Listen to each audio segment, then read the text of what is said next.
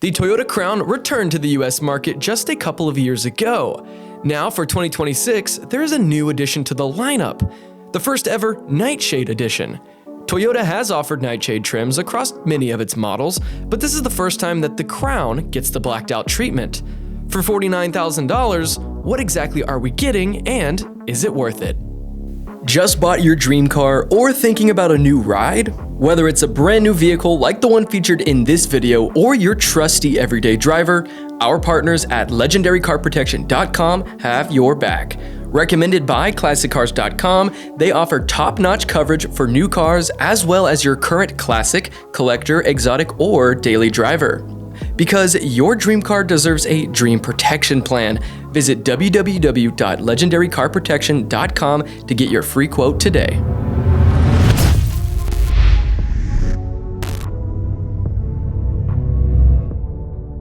Alright guys, so as we take a look at our exterior, this is called a storm cloud gray, and it's one of only two colors that the Nightshade is going to come in.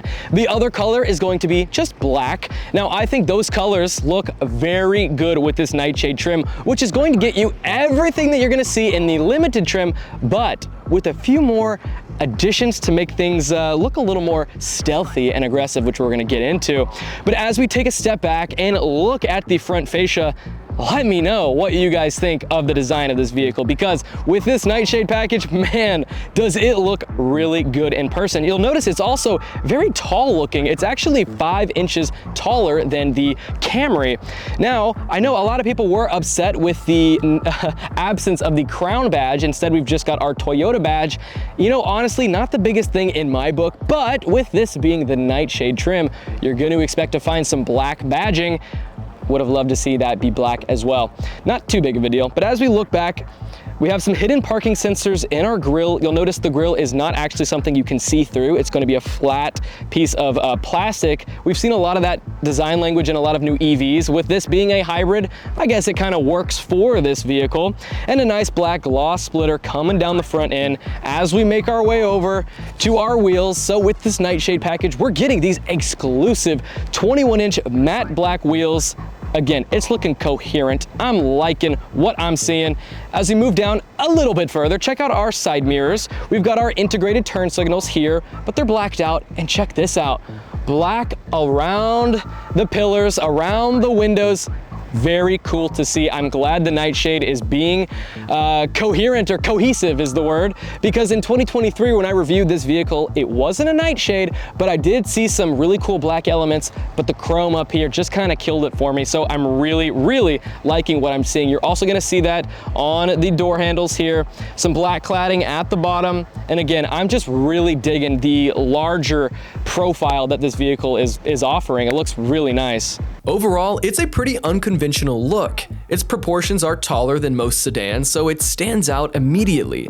The dark accents, the black wheels, there's no denying it has a stealthy character that kind of separates it from more traditional cars on the road. I like that it's something different in a segment that often plays it safe. All right guys, so as we come to the rear end, it's again looking cohesive, matching the same vibe as the front, and I just think they absolutely nailed the design. This is just such a great looking vehicle. So you'll notice more of that black stuff going across the trunk lid. We've got our black badge right smack dab in the center with the Crown in the middle, all-wheel drive badging on the left, and you got your limited on the right. Now, what's unique about this trunk is you'd think that it opens up from like right here, because there's kind of like a little indentation for your hands, but it's actually going to be a little button that's on this side, and you're gonna push that opener up here.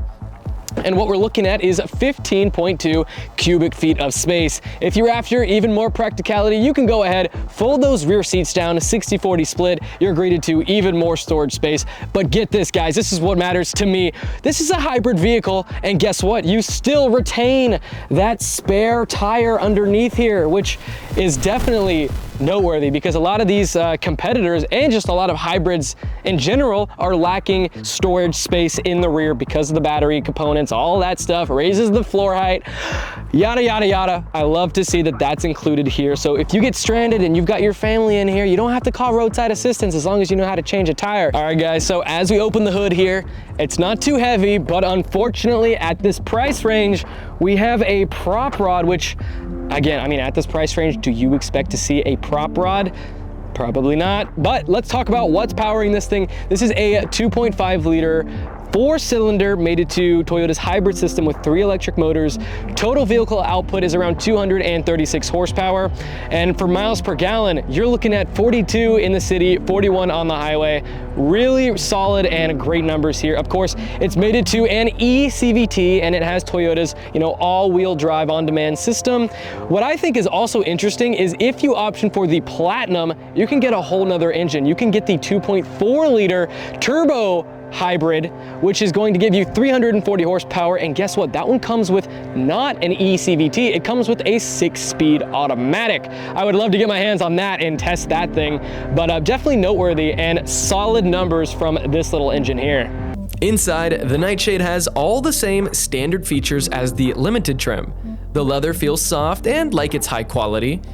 Compared to the Crown Signia Limited we tested before with its bronze accents and saddle tan seats, this feels a bit more plain. And there's also not much choice on what you can option on this trim. The seats are heated and ventilated as a standard, which is a plus, but you don't get a heads-up display here, and Toyota doesn't allow the 360-degree camera option on this Nightshade. That is a bit of a drawback, but you do get a premium 12-speaker JBL sound system that sounds solid and a wonderful moonroof that your rear passengers will enjoy. All right, guys, so as we look at our touchscreen, this is a 12.3-inch display that is Apple CarPlay and Android Auto compatible. Very easy to use. I think Toyota just does it best when it comes to this kind of stuff. Switching from Apple CarPlay to just regular Toyota's UI, very easy. Navigating in Toyota system is again very easy, just so simple. You've got your little tabs on the left side that make it easy to kind of return to where you want to go. Just always been a fan, and this screen looks really good in this black housing. There's no reflections that are going to shine up into the windshield and kind of distract you when the sun's right above you.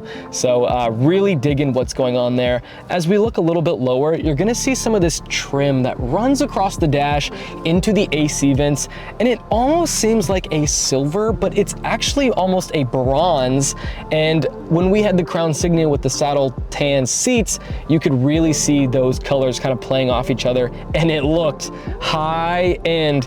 And something like this with a more laid back color scheme, it is less noticeable, but it still looks sophisticated and a stealthy, you could say. But I would have loved to see that be maybe like a black shininess. I think that would match the Nightshade really well. As we look a little bit lower, you've got all of your standard AC gauges, and again, Toyota just absolutely nails it. I'm very glad we're not still in the age of screens are the newest and best thing, we're gonna put them in all our cars, because the last thing you want to do is be driving and trying to change the airflow, and you end up turning the heater on or whatnot. It's very easy to kind of get what you want out of this thing and not be all over the place. It's a good balance between just a little bit of screen, but mostly physical control. So I'm really digging that. As we look a little bit lower, we've got a QI compatible phone charger, which holds your phone quite nicely. Check this out. Boom, that is not going anywhere, and it does charge my phone and keeps it charged, so I'm not really going to complain with that. We've got 2 USB-C ports to the right of that with some extra storage space, 2 pretty nice cup holders that have kept my drinks nice and secure. And as we look at our shifter area, this was something that is kind of unique in these new Toyota vehicles. You've seen it in some Lexuses as well.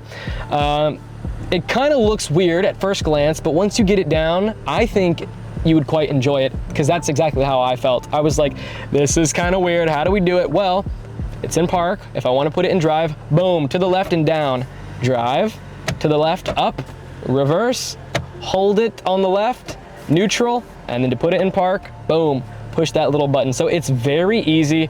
It's actually really satisfying now every time I get in it and I'm like, this is nice, put it in drive.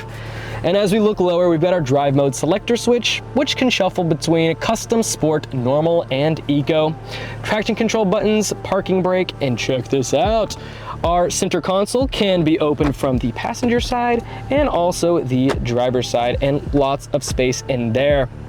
As we look at our wheel, everything is here, looking good, standard Toyota fashion, it's nothing crazy. And as we look up at our rearview mirror, unfortunately with the Nightshade, you're not going to be able to option the digital rearview mirror, which is kind of a bummer, especially at this kind of price point.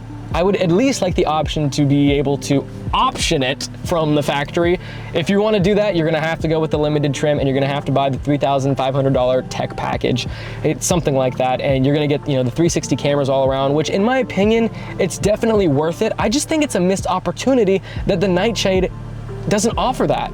So definitely noteworthy. As I'm sitting in the back here, I'm actually really surprised with how much legroom we get. And I felt the same way about the Crown Signia. I'm really impressed with how much room is actually on the inside of the cabin. I don't feel cramped in the slightest. I haven't even moved my seat forward. This is how I normally have it positioned. And I got 39 inches of legroom. So definitely impressive. Headroom is looking good here. I am 5'10" for scale, and if I were to grow up a little bit, I might be cutting it close, but it feels good, feels comfy. What we've got back here is some AC vents and 2 USB-C ports. This is fantastic. I mean, if you live somewhere hot and this is going to be your family vehicle, cool your kids down nice and quick. Maybe they've got a soccer or a football game, baseball game. They want to get in the car, get cooled down. Love to see the inclusion of rear AC. And what's cool also about this vehicle, we've got some luxury features going on. We do get a heated seat button for your rear passengers, so I really like to see that. We've got one touch up and down on the windows and one JBL speaker in each door panel here. Yeah, so very comfortable. It's really not too much going on, just this kind of flat color scheme going on. You got a nice soft center armrest, and I'm talking really soft. That feels so good. And 2 very small cup holders right there for your kiddos' drinks. And as I'm sitting back here, this is plush, this is comfy, just like, again, the Crown Signia.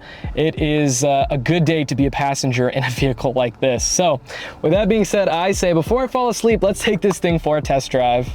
On the road, you can really whip this thing. The Crown Signia drives really well. Even with the larger wheels, the ride comfort is definitely impressive. The steering feels direct, the braking is nice and strong, and the hybrid powertrain delivers very smooth acceleration.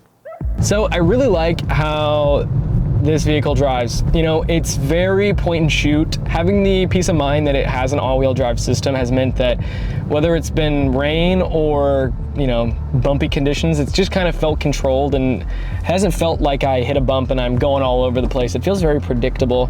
This is the kind of vehicle that you want to get in that gets you from point A to point B and does it fashionably and also comfortably. There is some noticeable body roll when you're kind of driving it a little bit crazy, but I think it's actually kind of fun, and I don't feel like it's, you know, uncontrollable. It's just definitely there, and you will feel it. So if you're someone who kind of likes that sporty, stiff feeling, this trim may not be the one for you. Check out the Platinum. It's going to have adaptive suspension. That one's going to have, you know, that different engine, the different transmission. But yeah, this is definitely tuned and cushioned to more of a comfortable drive. It's been phenomenal for just daily driving it. And when we fill this vehicle up, seeing that it has like a max range of like, I don't know, 600 miles or something crazy is very awesome indeed. Now, I want to mention that there is no heads-up display on this trim. Again, if you want that, you're going to have to get the other trim and option it. But what we do have is this digital display, and you're going to see that on all the trims. And I'm not going to lie, at this price point, it just feels kind of cheap, and that might just be a personal gripe. I like a sexy analog, a well-designed analog tachometer area. And so seeing a screen, I just feel like anyone can put a screen in, you know? It definitely looks good, but there is a lot of glare, more so than probably any other test vehicle that we've, you know, tested out. When the sun's behind us in the early morning and it's kind of shining through the rear glass, it's blocking out a lot of what I can see, to a point where I'm like, is there a little screen that I need to like a film that I need to peel off, because it's so like I can't view my screen. So it is definitely noteworthy, but I mean, it functions as it should. It looks fine. All of the information that you would want, like your cruise control speed, your tire pressure, you can have a compass on here, you can see your navigation menu on here. It's all laid out nice and neat. But yeah, overall, the driving experience has been quite pleasurable. I will say, I think I do like the way the Crown Signia drives a little bit more. This is very close to it though. The seats feel good, nice bolstering. Going around corners is fun. It is fun to whip this thing. It doesn't sound too wimpy like some of the other 4-cylinders on the market. So let's give it some gas here. What? Certainly does not groan like the Prius, you know. It sounds not the best, but for a 4-cylinder, it's pretty acceptable, and I'm definitely not complaining in the slightest. Our JBL sound system too, love how that's included. You know, at this price point, again, that's kind of what I'd expect to see. In regards to kind of the noise that you hear in the cabin going on the freeway or just, you know, back roads, I'm really happy that this cabin is so well insulated. And you know what? I knew it was going to be. When I shut these doors for the first time, I heard that nice solid clunk, and it almost was like shutting an airship door where it was like super airtight, and obviously it's not. But as soon as I got on the freeway, I was like, yeah, this is relaxing. This is super nice. And then once I realized that it was nice, I was like, let me turn on that JBL sound system, and it's kind of been on ever since. So it sounds really good. It's a nice, comfy drive. I will say the only noise that you kind of hear is the fact that the wheels make noise. And you know, these being 21-inch wheels with some smaller tires, you can kind of feel the road a little bit more and hear the road a little bit more, but I wouldn't even say it's really noteworthy at all. So yeah, a quite enjoyable driving experience, exactly kind of what I expected from the Crown family. At the end of the day, this year's Crown Nightshade is a stylish hybrid sedan. It's all-wheel drive, it gets great gas mileage, and most of the comfort features you'd expect in this price range. It doesn't have the extra power of the Platinum, but it certainly makes up for that with its daily driverability and just cool, stealthy design. Our test car came out to around $49,000 out the door, which positions it as a premium but still attainable alternative to more traditional sedans. If you want something different that still delivers on Toyota's reliability and fuel efficiency mission, the Nightshade makes a solid case. My name is Luke Lamandola, and this has been my experience with the 2026 Toyota Crown Nightshade.